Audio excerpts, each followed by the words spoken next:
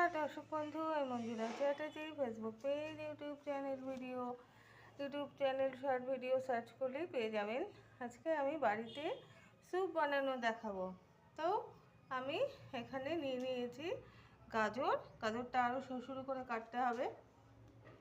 আমার দাদামণি কেটেছেন, ও ভালো পারে না, যাই হোক।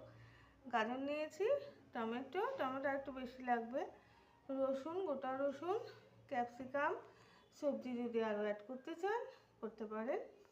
আর এখানে নিয়ে আছে কুচানো পেঁয়াজ, রসুন, আর এখানে দেবো আমি গোলমরিচ। তো কুকারে আমি বসিয়ে দিয়েছি এগুলোকে।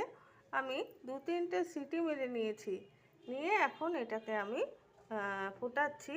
তো এই যে জলটা আছে, এইটা আমার 1 কাপ মতন, অর্থাৎ বা হাফ কাপ মতন করতে হবে। এই দেখুন, এই কাপে এই এতটা হবে। এটাকে ফুটিয়ে এতটা করব।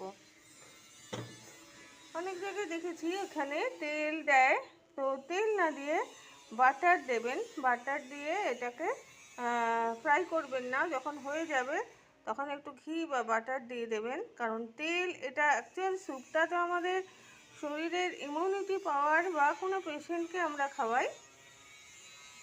তো এটা যখন জলটা শুকিয়ে আসবে তখন আমরা এর মধ্যে উপর থেকে বাটারটা দিলেই ভালো। আমার এখন বাটার নেই, আমি একটু ঘি দিয়ে দেবো হালকা করে। এইভাবে বাড়িতে স্যুপ বানিয়ে খান। ধন্যবাদ।